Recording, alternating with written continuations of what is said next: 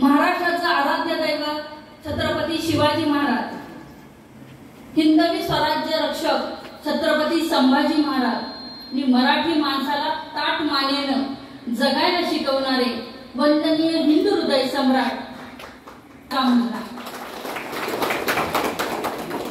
माननीय मुख्यमंत्री, संकट गंभीर असलं तरी सरकार खंबीर आहे हा विश्वास कोरोना काळामध्ये तुम्हा आम्हा सगळ्यांना देणारे माननीय उद्धव बाळासाहेब ठाकरे पक्ष आणि युवा सेना नेते आदित्य साहेब ठाकरे यांच्या मार्गदर्शनानुसार माझी पुण्यावरून या ठिकाणी वक्ता म्हणून नियुक्ती झाली। आज तुमच्याशी संवाद साधण्याची संधी मिळत आहे।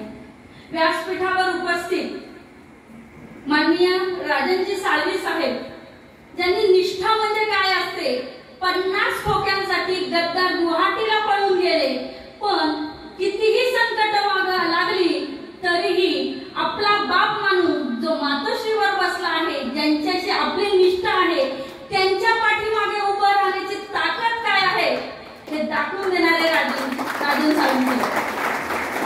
आम्ही त्यांच्या बरोबर आहोत। रत्नागिरीला 2 दिवस झाले। लोकसंग्रह आहे किंवा प्रत्येकाशी बोलायची जी धडपड आहे, प्रत्येक कार्यकर्त्याला विचारपूस करणं, सामावून घेणं आणि आम्हाला सुद्धा सगळी काळजी घेणं, अगदी प्रत्येक गोष्टीसाठी विचारपूस करणं, या ज्या सगळ्या गोष्टी आहेत। खरं कोकणातला माणूस नारळासारखा वरून कडक असला तरी त्याच्या आतमध्ये मधाळ पाणी आहे, याचा अनुभव आम्ही पुण्यात ऐकत होतो, पण आज कोकणामध्ये येऊन आम्हाला खरंच मिळालेला आहे।